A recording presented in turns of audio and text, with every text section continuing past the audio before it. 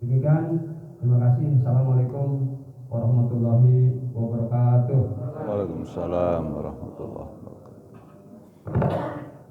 Terima kasih Pak waktunya. Assalamualaikum warahmatullahi wabarakatuh. Alhamdulillahilladzi arsala rasulahu bil huda wad dinil haqq liyudhhirahu 'alad dini kulli walau karihal kafirun. Subhanaka la ilma lana illa ma 'allamtana innaka antal alimul hakim. Rabbi israh li sadri wa yassir li amri wahlul 'uqdatam min lisani yafqahu qawli. A'udzu billahi minasy syaithanir rajim. Bismillahirrahmanirrahim. Ya ayyuhalladzina amanu taqullaha wa tanzur nafsum ma qaddamat lighad wattaqullaha innallaha khabirum bima ta'malun. Shadaqallahul adzim. Wal muslimin wal muslimat rahimakumullah. Marilah kita bersyukur kehadirat Allah Subhanahu wa taala.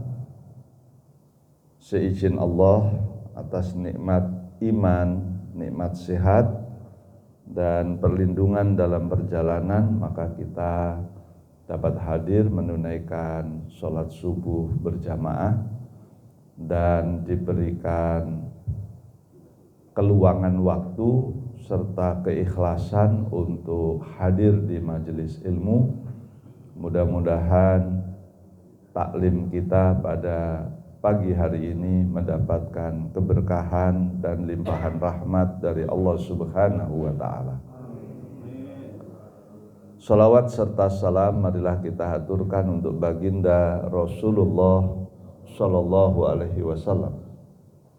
Semoga dengan senantiasa bersolawat, berkirim salam untuk Rasul kita semua yang hadir di majelis ilmu pada pagi hari ini, keluarga kita di rumah, orang tua kita khususnya, kandung maupun mertua yang masih ada maupun telah tiada, kiranya di yaumil qiyamah kelak semuanya akan mendapatkan syafaat dari Rasulullah Shallallahu alaihi wasallam. Bapak Ibu, sambil menunggu kesiapan materi, saya ingin menyampaikan kembali bahwa bersyukur itu sangat penting dalam kehidupan kita. Karena jika kita bersyukur, insya Allah kita akan senantiasa diberikan 4 keutamaan oleh Allah di dalam hidup kita.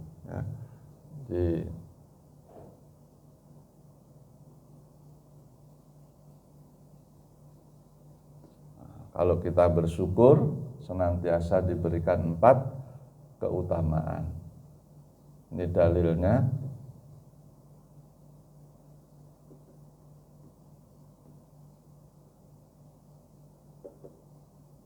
Surat An-Nahl ayat 121 ya. Difirmankan oleh Allah, syakiran li an'umi ijtabahu wahadahu illa sirati mustaqim. Jadi siapapun orang yang bersyukur kepada Allah Subhanahu wa taala, maka Allah akan memilih orang yang bersyukur itu untuk senantiasa diberikan petunjuk, diberikan hidayah oleh Allah Subhanahu wa taala. Ini yang pertama ya. Jadi kalau orang yang bersyukur itu insya Allah akan selalu diberi hidayah. Saya singkat saja, diberi hidayah. Ini ada 2 kebaikan. Surat An-Nahl ayat 122, wa atainahu fid dunya hasanah. Jadi hamba Allah yang senantiasa bersyukur itu akan diberikan kehidupan yang baik. diberi kehidupan yang baik.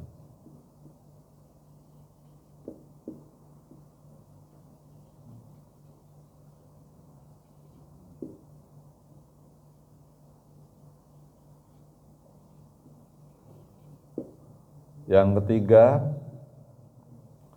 wa innahu fil akhirah la minas sholihin. Jadi hamba-hamba Allah yang senantiasa bersyukur kehadirat Allah Subhanahu wa taala itu ternyata jaminannya tidak hanya di dunia, tetapi orang-orang yang bersyukur itu nanti di akhirat mereka akan dikumpulkan dengan orang-orang yang soleh. Jadi Bapak Ibu, sebetulnya kalau melihat ayatnya ini untuk hidup yang penuh dengan kesejahteraan dan keberkahan, nggak sulit-sulit amat sebetulnya. Asal cara bersyukurnya itu benar. Cara bersyukurnya benar. Dan untuk masuk surganya Allah juga nggak sulit-sulit amat kata Allah. Asal cara bersyukurnya benar. Sebab jaminannya di sini ada dua nih. Wa atainahu fid dunya hasanah wa innahu fil akhirah la minas sholihin. Jadi di akhiratnya dikumpulkan dengan orang soleh. Ya kalau orang soleh kabarnya itu di surga kabarnya. Nah, ini metafisik soalnya belum bisa dibuktikan. Ada nggak orang yang pernah lihat surga sebelum mati? Ada nggak Bapak Ibu? Di akhirat dikumpulkan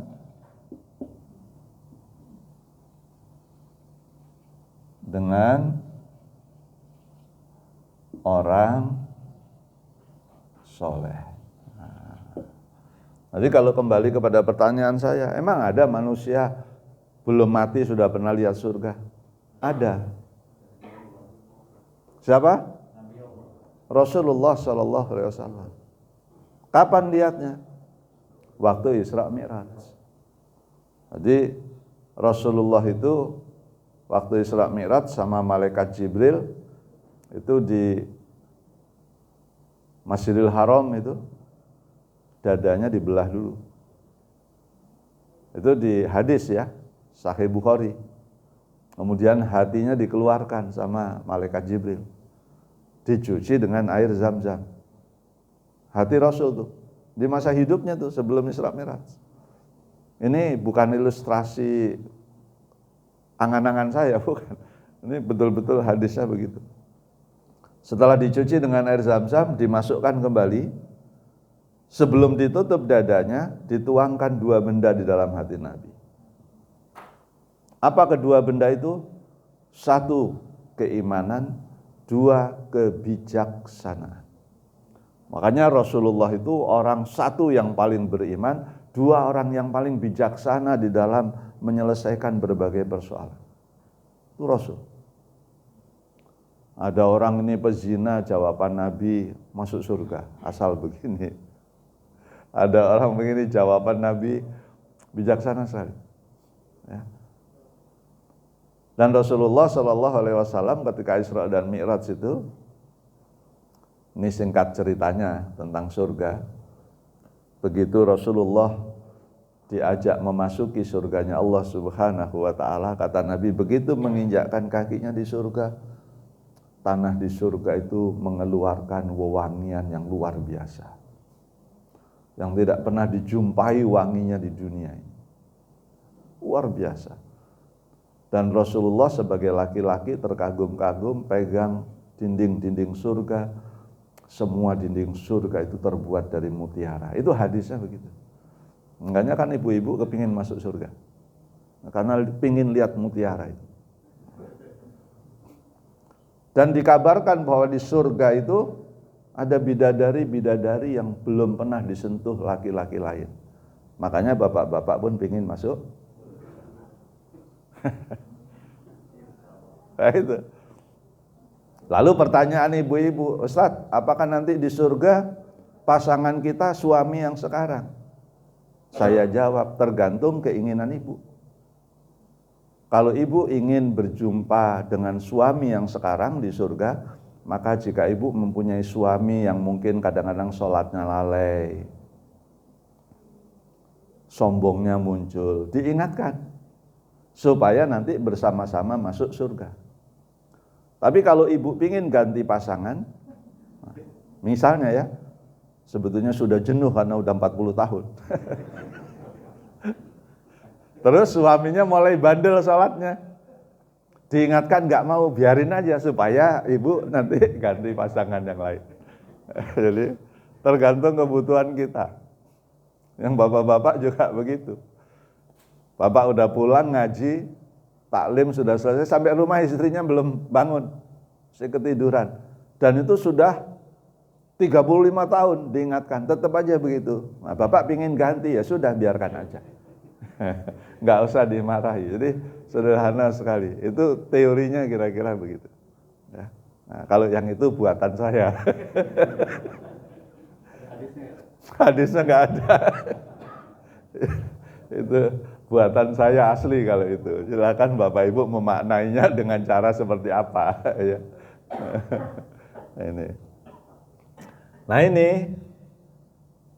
Jadi jawaban Rabbana atina fid dunya hasanah wa fil akhirati hasanah wa qina adzabannar. Itu sudah ketemu di sini. Nah, Al-Baqarah 201 ya. Jadi kalau ingin hidup di dunia baik, di akhirat baik, pertama sudah punya satu pintu kita dengan cara bersyukur. Nah, waktu itu bersyukur ini sudah saya sampaikan. Ini saya ulangi lagi, takut lupa ya, supaya berbekas saja. Nah, jadi bersyukurnya itu jangan sampai kita bersyukur, tetapi sikapnya itu kufur. Nah, sikap kufur diingat-ingat ya. Surat Al-Ma'arij ayat 20, 21. Ada dua sifatnya orang kufur. Nah, satu, banyak mengeluh. Tuh. Idza massahu syarru jazua. Banyak mengeluh. Orang Islam banyak mengeluh. Tapi kalau mengeluhnya sama Allah boleh enggak? Boleh. Ya Allah, saya sedang punya persoalan. Ya Allah, anak saya belum punya keturunan. Ya Allah, anak saya belum punya. Ngeluhnya sama Allah boleh. Surat 70 ya. Ayat 20. Ayat 21, 22 barangkali. Coba 20 dulu aja. Idza massahu syarru jazua. Itu sifatnya orang kufur nih, Mak. Yang kedua, wa idza massahul khairu manua. Orang kufur nikmat itu ciri-cirinya dia pelit dalam kelapangan rezekinya. Jadi kalau dikasih kemudahan rezeki, enggak suka berbagi. Nah, ya. Jadi dua kikir. Nah, kikir, pelit. Nah, ya, Bapak Ibu, ini saya ulang-ulang supaya semakin berbekas. Enggak hafal ayatnya, yang penting hafal substansinya. Pokoknya kalau bersyukur itu jangan mengeluh, harus tangguh. Harus sabar, gitu kan? Tidak mudah menyerah. Terus kalau ada kelapangan rezeki selalu membagi ke orang gitu. Nah itu insya Allah dunianya baik, matinya masuk surga udah. Sebab pintu surga itu banyak sekali. Ada di antaranya babuz zakah, orang yang suka memberikan pertolongan. Orang yang suka memberikan pertolongan ini berbagi. Jaminannya surat Muhammad ayat 7, jelas. Ya ayyuhalladzina amanu in tansurullaha yansurkum wa yusabbit aqdamakum. Surat 47 ayat 7. Siapapun kata Allah, wahai orang-orang yang beriman, siapapun di antaramu suka memberikan pertolongan, menolong agama Allah, Allah pasti menolong kamu.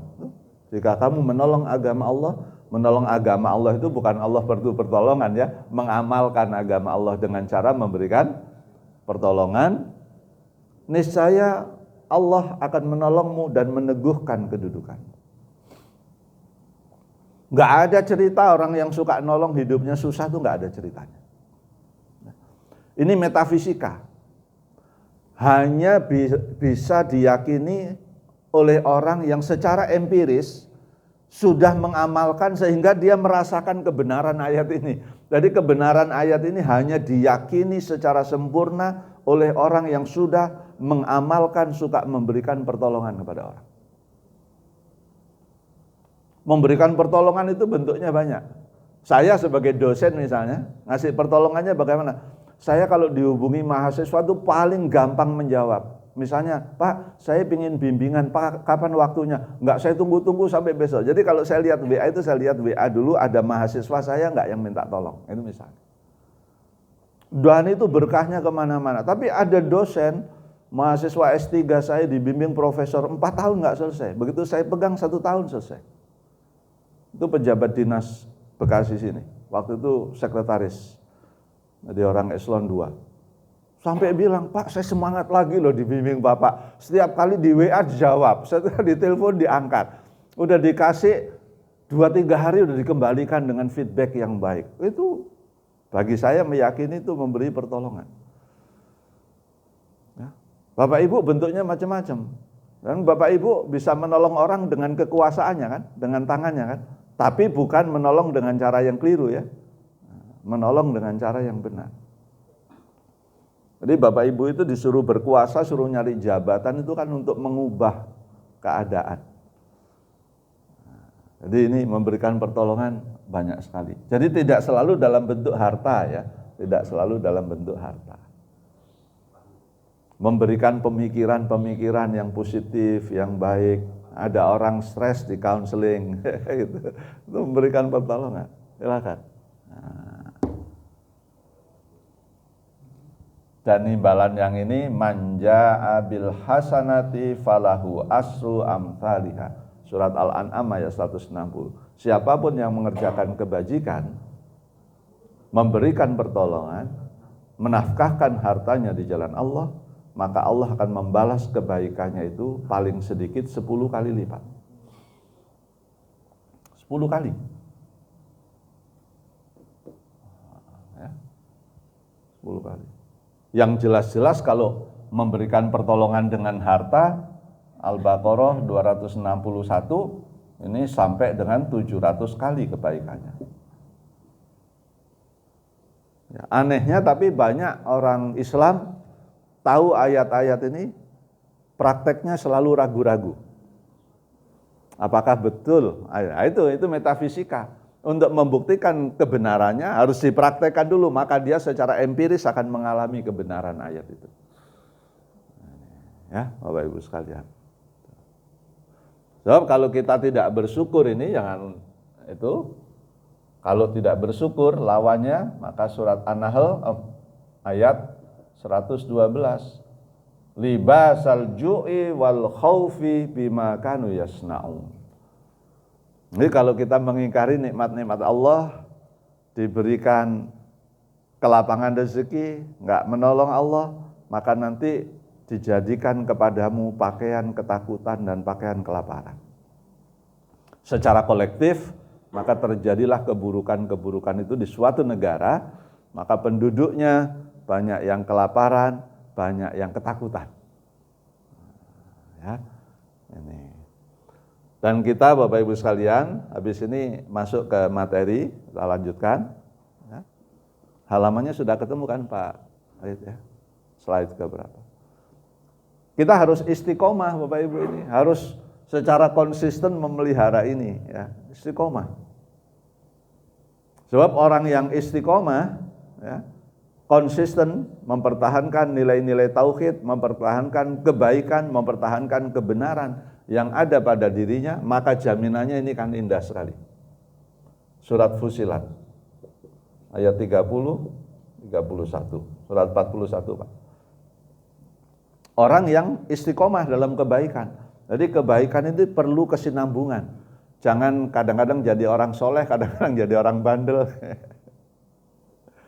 Jadi kita harus terus-menerus mempertahankan diri kita dalam kesolehan, dalam ketaatan, bertauhid. Ya. Ayat 30 dan 31. Innal ladzina qalu rabbunallah. Orang-orang yang mengatakan Tuhanku Allah. Mengatakan begitu termasuk meyakini kebenaran ayat-ayatnya ya Bapak Ibu ya. Orang yang mengatakan Tuhanku Allah mestinya kan taat kepada aturan Allah. Kemudian orangnya sumas taqomu, istiqomah dalam kebenaran itu. Tatanazzalu alaihimul malaikah. Maka Tuhan Allah akan mengutus malaikat. Allah takhafu wa la tahzanu wa abshiru bil jannati allati kuntum tu'adun. Jadi orang-orang yang istiqomah dalam kebenaran, dalam mengerjakan kebaikan, memelihara kesolehan dirinya secara istiqomah, maka Allah akan mengutus malaikat untuk masuk ke dalam dada orang itu dan berkata, janganlah kamu berkecil hati, jangan bersedih, bergembiralah kamu. Mengapa? Orang-orang yang istiqomah dalam kebenaran itu hatinya tenang, tentram, sejahtera, karena Allah dan para malaikat sudah berjanji. Nahnu awliya'ukum fil hayati dunya wa fil akhirah walakum fiha matastahi anfusukum walakum fiha mataddaun. Jadi kalau orang itu istiqomah dalam kebenaran, dalam kesalehan, dalam ketaatan, dia hatinya tentram karena Allah dan para malaikat berjanji, saya yang akan menjadi pelindung kamu di dunia dan saya yang akan menjadi pelindung kamu di akhirat. Dunianya baik, akhiratnya masuk surga. Ini Bapak Ibu sekalian. Jadi ini mukadimah pengulangan supaya kita selalu ingat dan selalu dalam kesolehan, selalu dalam ketaatan, supaya kita juga selalu dalam ketentraman hidupnya. Nah, ya. Hidup ini cuma sebentar, maka rugilah kalau kita hidupnya gelisah, kita tidak sejahtera. Hidup kita cuma sebentar, kita nggak tahu berapa lama lagi, maka kita pelihara ketentraman hati kita ini, supaya kalau sewaktu-waktu malaikat maut hadir kepada kita, itu berbunyi, ya ayat Tuhan nafsul mutmainah. Wahai jiwa yang tenang, wahai jiwa yang tentram, irji'i ila rabbiki. Kembalilah kamu kepada Tuhan. Radiyatan mardiyah, dengan hati yang puas dan diridhoi oleh Allah Subhanahu wa taala. Fadkhuli fi ibadi, berkumpullah dengan jamaah-jamaahku, orang-orang yang ahli ibadah, wadkhuli jannati, untuk memasuki surgaku. Nah, itu surat Al-Fajr ya, surat 89 ayat 27 sampai 30. Jadi ciri-ciri orang yang mau masuk surga itu hatinya selalu tenang, tentram, sejahtera, nggak punya persoalan. Karena apa? Karena dia selalu istiqomah dalam kebenaran. Orang yang selalu istiqomah dalam kebenaran, insya Allah hatinya tentram. Kita itu cemas kan karena melanggar-langgar aturan Allah. Nah, kembali meneruskan materi saya sampai di mana Pak itu ya?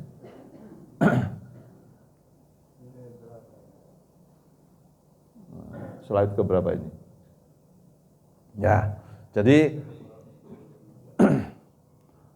jangan lupa Bapak Ibu dulu, pokoknya kita ini para orang tua punya dua kewajiban terhadap anak-anak kita ya.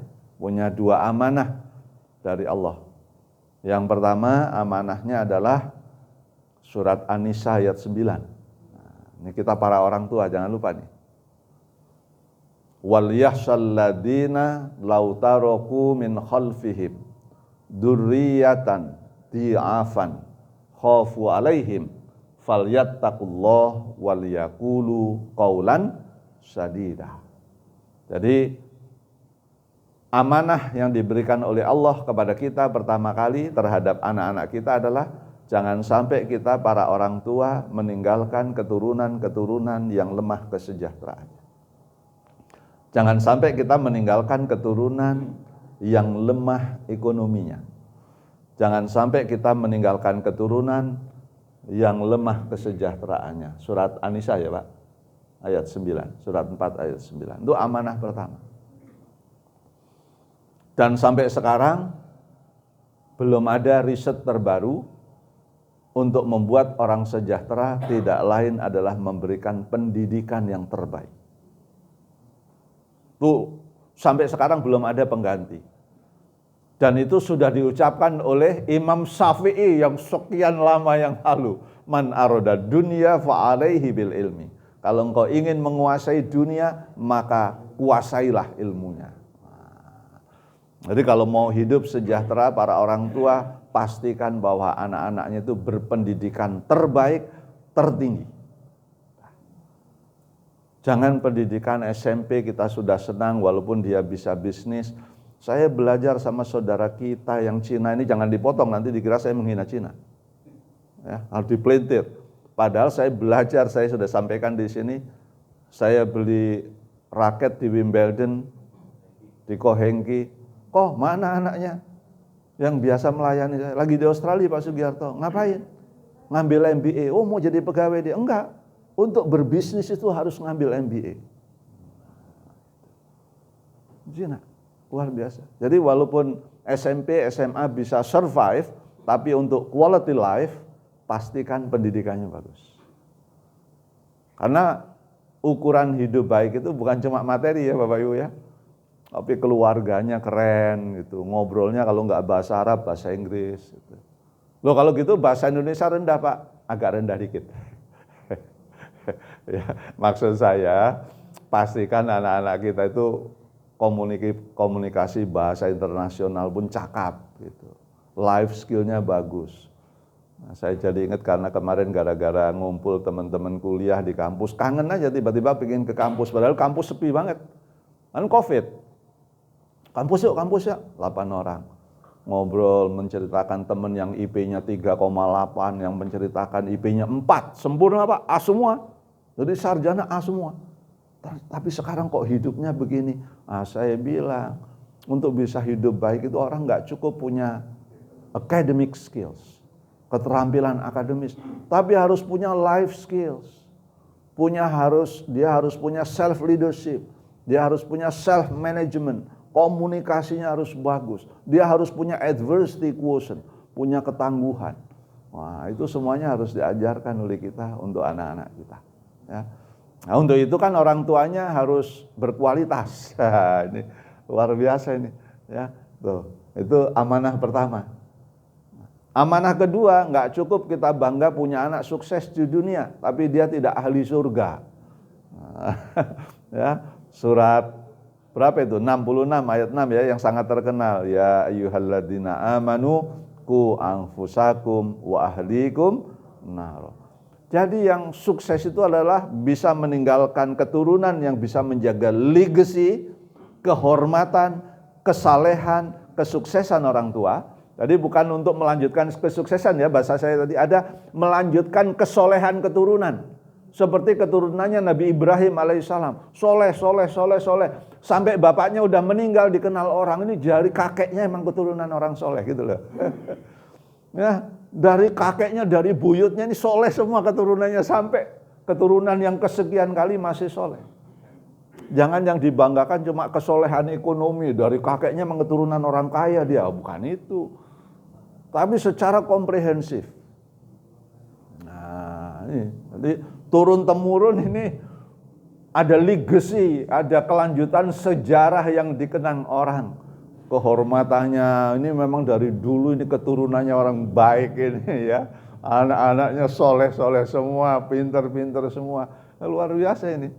Nah, ini kan berarti kan perlu effort yang luar biasa, perlu doa yang luar biasa, perlu pendampingan yang luar biasa, perlu keteladanan, perlu inspirasi yang luar biasa. Bapak Ibu sekalian. Ya. Nah, lanjut Pak ke slide mendidik anak. Ya, sampai di sini Pak. Sampai di sini, Pak. Nah, Bapak Ibu, kalau ini hasil riset ini ya. Ini hasil riset saya sampaikan di sini. Nah, pada waktu saya ikut seminar tahun lalu, riset dunia, calon orang-orang yang bisa menjadi profesional yang sukses itu, ini persyaratannya. Belum ada riset lagi setelah ini. Ini baru yang terakhir. Apa itu? Nah, lihat. Oh, ini sudah slide itu ya Pak. Coba naik ke slide satu lagi Pak. Supaya hafal atau yang enggak, satu lagi aja, cuma satu slide. Kan aslinya ada 8 kan. Nah, ini Bapak Ibu ya. Bukan. Bawahnya lagi. Enggak, atasnya satu atasnya. Nah. Bapak Ibu. Jadi sampai sekarang diakui di dunia orang-orang yang bisa sukses dalam profesinya, kalau dia sebagai profesional ya, sebagai profesional, ini bukan sebagai bisnismen, sebagai profesional. Satu orang itu bisa berkolaborasi. Tidak cukup IP-nya bagus, tapi begitu dimasukkan dalam tim, nggak bisa. Dengan orang lain nggak bisa. Ini paling tinggi nilainya. Kita nggak ada itu pointers ya, lupa saya bawa. Yang nomor paling atas tuh, nilainya paling tinggi, 3,83 dari angka 4. Biasanya kalau kuliah kan IPK 4 paling tinggi ya Pak. Oh ini, bisa? Nah, terima kasih. Nah ini 3,83 ini paling tinggi. Jadi urutannya orang itu nomor 1 bisa kerja dalam tim atau berkolaborasi. Dan sekarang perkantoran kementerian apa itu dalam rekrutmen itu ada wawancara yang dilakukan oleh psikolog industri dan organisasi. Nah, assessment, termasuk anak saya biasa disewa nih, kementerian di sini. Tahun lalu kalau nggak salah apa tahun ini, awal-awal tahun itu Kejaksaan Agung, alhamdulillah pakai anak saya juga di sini, karena dia punya lembaga Arsanara namanya, dia psikolog industri dan organisasi, diminta untuk menyeleksi calon-calon pegawai, termasuk pegawai yang akan dipromosikan. Nah, dia mempunyai ini enggak? Dan itu ada alat ukurnya ya, secara psikologi. 2, profesional sekarang kalau tidak menguasai teknologi digital ya susah. Maka menguasai teknologi digital itu enggak harus jurusan komputer sekarang. Jurusan apapun itu harus melek teknologi. Jurusan apapun, mau sarjana hukum, mau psikolog, mau pendidik harus menguasai teknologi informasi. Nah, bayangkan saudara-saudara kita dari keluarga yang tidak mampu, nggak punya wifi, nggak punya laptop. Waktu itu kan ditanyakan, ya tugas kita itu untuk membantu mereka. Jangan dibiarkan saudara-saudara kita yang tidak mampu terlantar sendiri. Itu tugas kita yang berkecukupan, datangi, ditanya, belikan laptop. Kalau saya dulu waktu anak-anak asuh saya sekian nggak punya laptop, saya cerita begini, terus tiba-tiba ada yang datang ke rumah saya, Ustadz ini mohon maaf bukan laptop baru, tapi kondisinya masih sangat bagus untuk anak asuh Ustadz. Saya pakai, saya berikan ke anak asuh saya. Nah, kalau di sini Bapak Ibu yang laptopnya lebih dari 2 juga kasih saya boleh. Untuk anak asuh saya, bukan untuk saya. Laptop saya mah sudah Apple. Jadi laptop pribadi saya sudah Mac ya. Jadi untuk anak asuh saya, waktu itu jamaah di mana? Darussalam nih. Di perumahan Persada Raya Golf, tahu ya? Jati Bening ya. Nah, sampai datang sendiri ke rumah saya nganter profesional. Nganter cuma, Pak ini ada laptop bukan baru, tapi ini masih sangat bagus kalau untuk anak sekolah. Nah, boleh. Ya nggak usah ke rumah saya, titipkan besok bawa sini juga boleh. Kalau yang lebih dari 2, kalau 2 itu kadang-kadang sekarang nge-zoom 2 laptop Pak ya. Nah, jadi kalau yang sudah 3 agak kebanyakan. Jadi kerudung pakaian ibu yang terlalu banyak itu juga memenuhi lemari. Nah, ya, digital technology. Critical thinking, maka di Indonesia kalau Bapak Ibu ada yang guru di sini, Indonesia baru sekarang bicara high order thinking.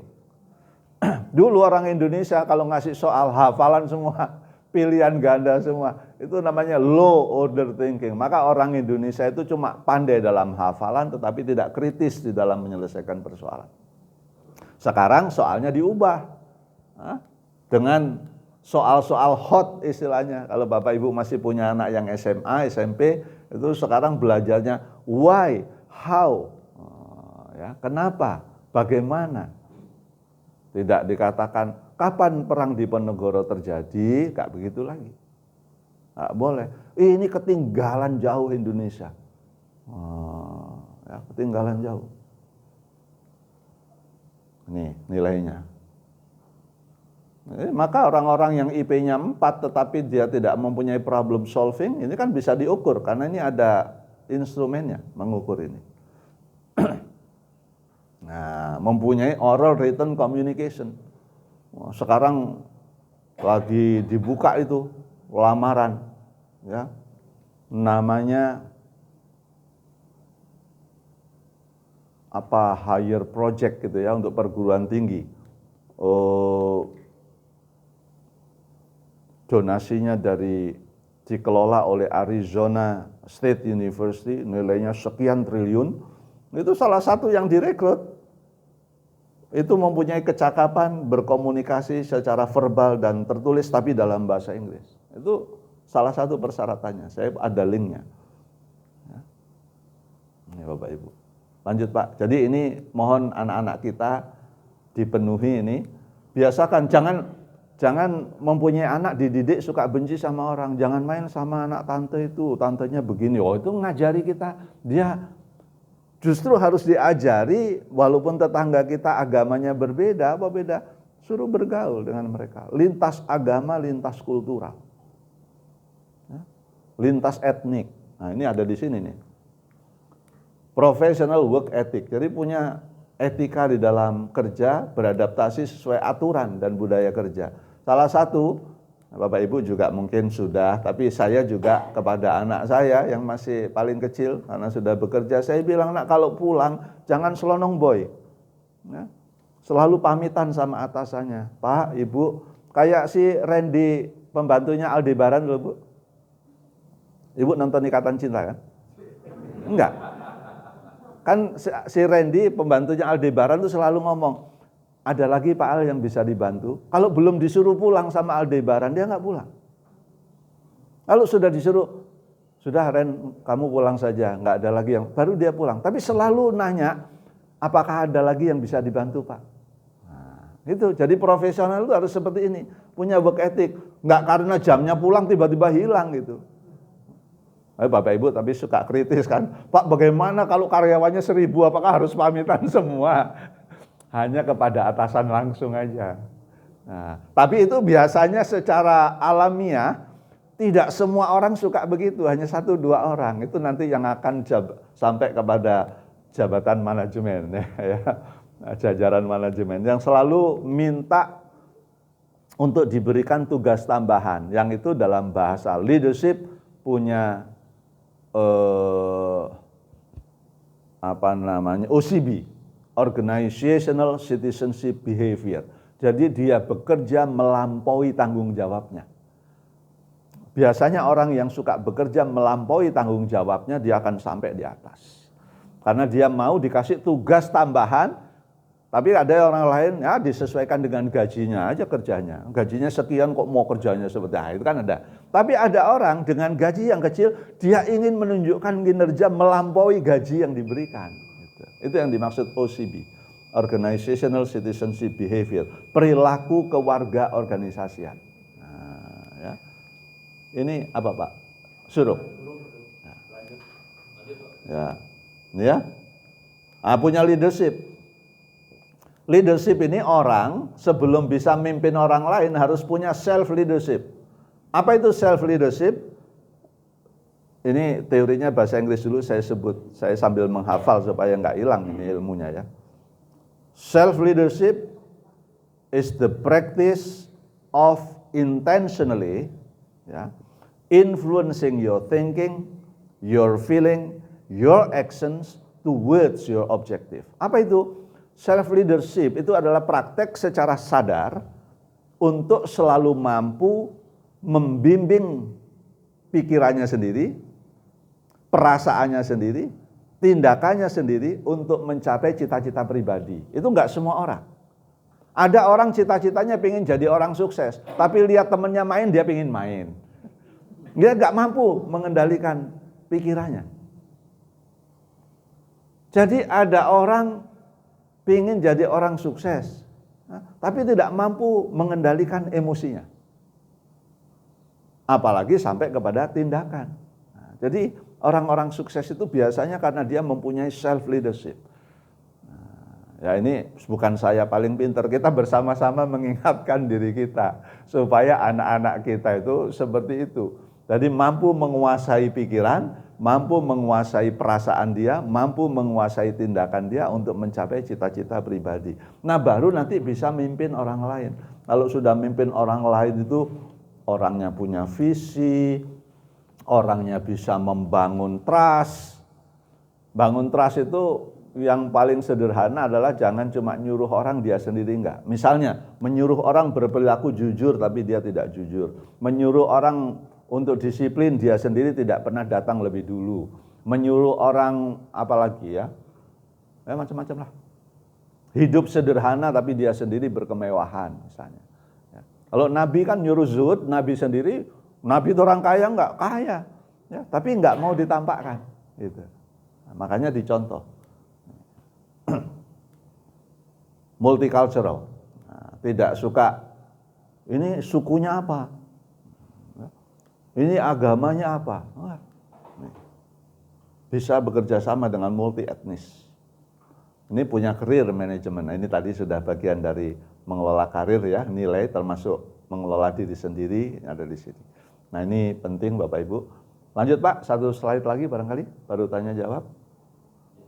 Ya ini hanya tambahan aja, siapapun kita, apapun profesi kita, saat ini kita semua punya kesempatan yang sama dibentuk atas pilihan sikap dan proses kita sendiri. Ya. Pilihan sikap. Nih. Mau hobinya gambar, melukis, silakan. Pilihan sikap. Masih berapa slide lagi Pak Prai?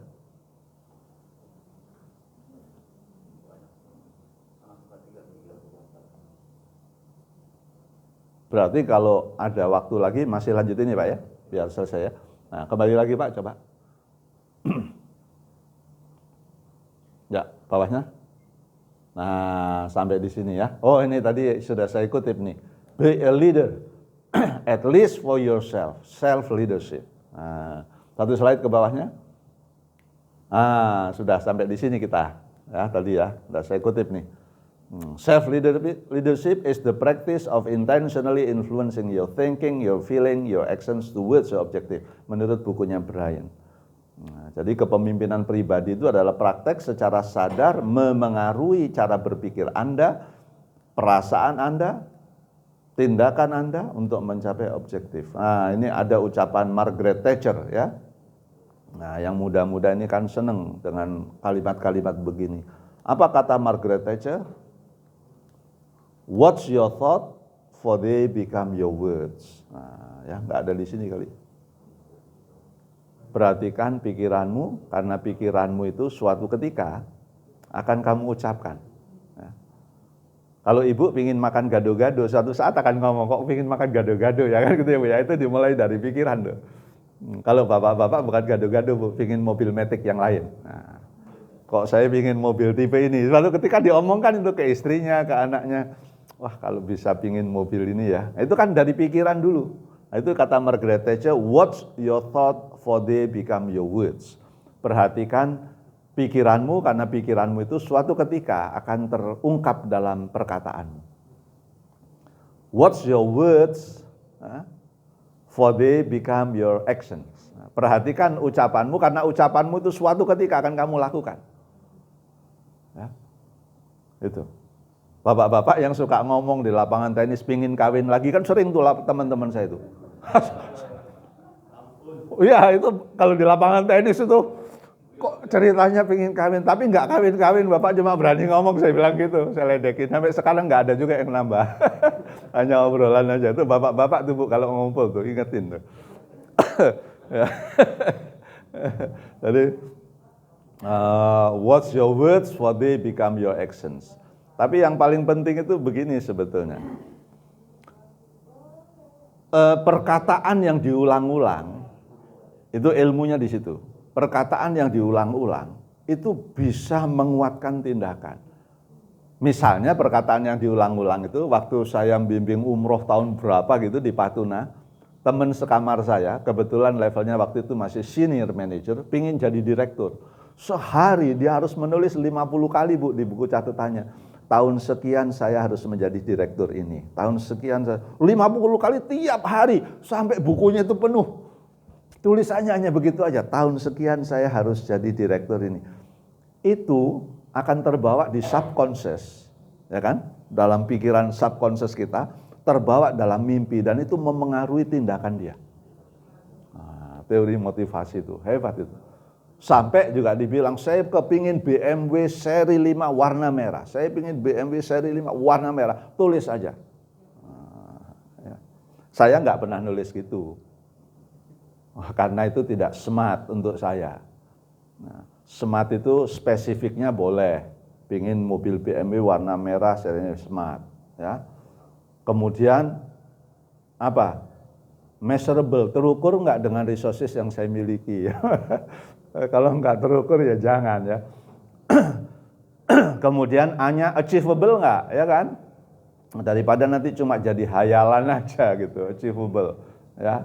Realistik enggak, timely enggak, kapan kira-kira? Ada nggak usah nulis itu. Jadi saya cuma nulis supaya mati masuk surga, mati masuk surga gitu aja. Ya. Terima kasih ya Bapak Ibu ya. Sampai di sini ya Pak ya. Kalau Bapak Ibu ada yang mau menambahkan boleh, saya persilahkan. Ada yang mau bertanya? Ibu dulu.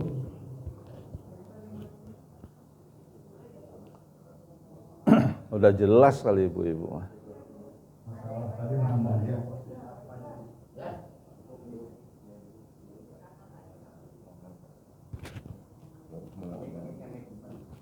Yang ini? Oh ini. Oh iya iya. Ulang. Maaf, agak maju Bu, biar masuk ke ini ke YouTube ya di sini. Nah, ini. Dua-duanya di Sini Mbak. Masya Allah.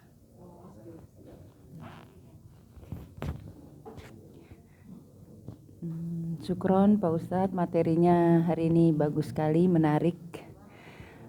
Pak Ustadz, yang tadi diulas masalah bersyukur, kita harus banyak-banyak bersyukur. Mohon penjelasan Pak Ustadz. Pakai masker ya.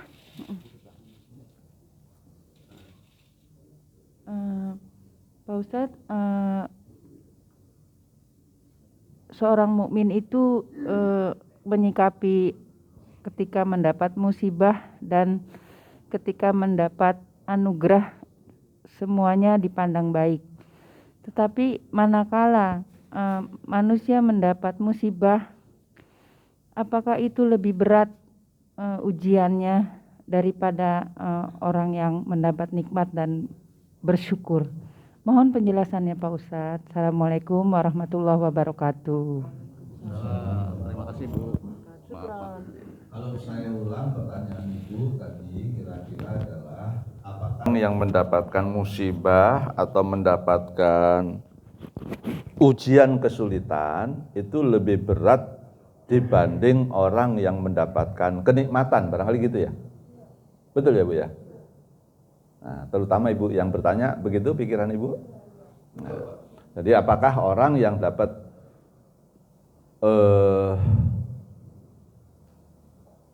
ujian kesulitan itu lebih berat dibanding orang yang mendapatkan ujian kesenangan? Kata-kata berat itu masih perlu klarifikasi. apakah berat itu pengertiannya menyesakkan dada, atau berat itu konteksnya untuk dia tetap berada pada kebenaran. Ya gitu. Ya, kan itu. Jadi kata-kata berat itu interpretasinya saya mencoba menginterpretasikan. Apakah dalam konteks sesak dadanya, atau berat itu dalam konteks untuk tetap memelihara diri dalam kebenaran.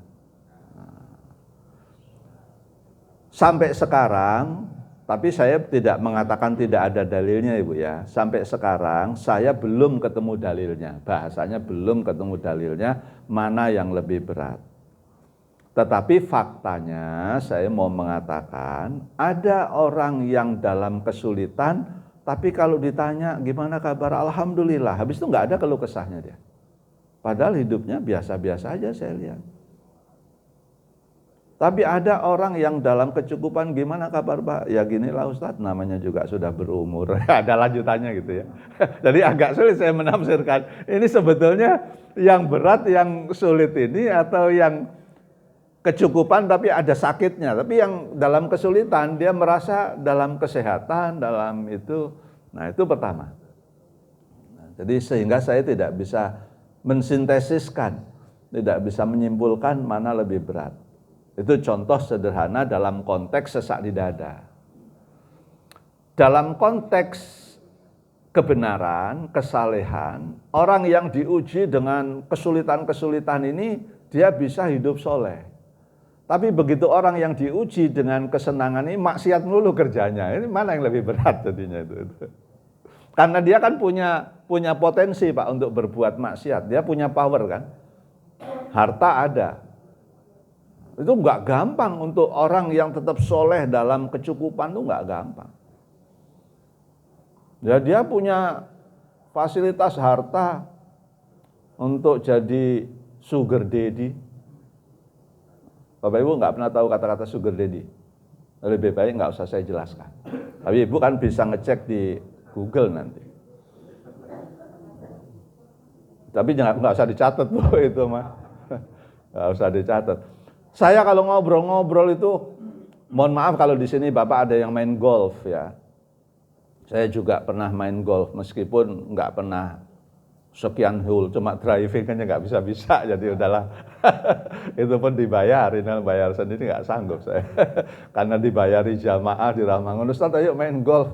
Wah saya nggak punya stick, Pak udah tenang aja, pokoknya datang nanti pelatihnya ada, sticknya ada, sarung tangan saya belikan, diajari. Belum tertarik sampai sekarang.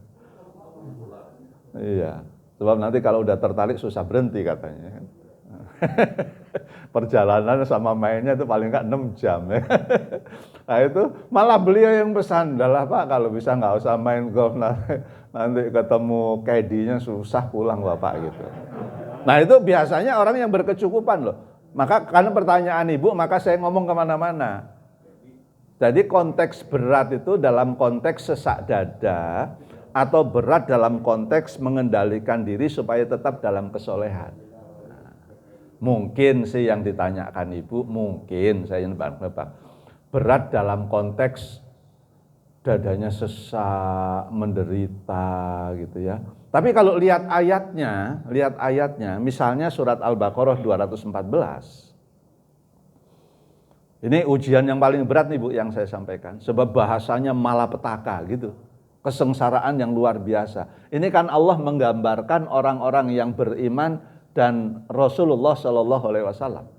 Surat Al-Baqarah 214 ini. Al-Baqarah 214. Am hasibtum an tadkhulul jannata walamma ya'tikum masalul ladina khalau min qablikum. Nah, apakah kamu mengira bahwa kamu akan masuk surga? Ini Bu, tapi ini sudah jadi ketetapan Allah, Bu. Menurut Allah di sini, orang-orang yang akan masuk surga itu salah satunya dia harus siap, ikhlas, rela diuji dengan ujian yang sangat berat. Nah, jadi bergembiralah Bapak Ibu kalau ada di antara kita pernah menghadapi ujian yang sangat berat, tetapi kita tetap dalam kesolehan, dalam kebenaran. Maka itu calon penghuni surga. Padahal belum datang kepadamu cobaan sebagaimana halnya orang-orang terdahulu sebelum kamu, mereka ditimpa oleh malapetaka. Ini kan berat banget tuh ya, kalau bahasanya malapetaka ya, ibu-ibu ya. Dan kesengsaraan, kan bahasa kesengsaraan tuh luar biasa. Bukan kemiskinan, ini sengsara banget hidupnya itu ya. Serta digoncangkan dengan bermacam-macam cobaan. Ini gambaran kira-kira yang diilustrasikan ibu, yang di pikiran ibu tadi, hidupnya susah. Sehingga berkatalah Rasul dan orang-orang beriman bersamanya, mata nasrullah. Ya Allah, bilakah datangnya pertolongan Allah?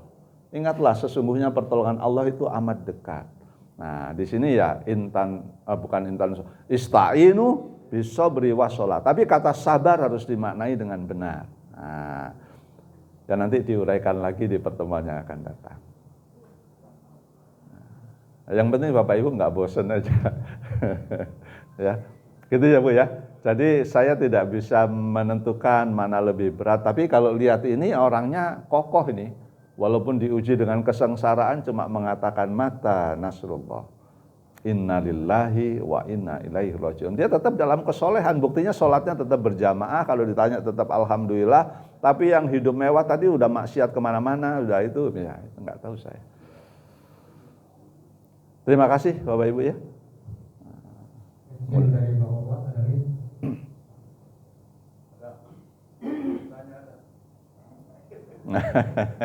Kalau tidak ada, Terima kasih. cukup sekian kemudian di pertemuan ini, mudah-mudahan manfaat untuk kita semua, memberikan referensi untuk mendidik anak kita.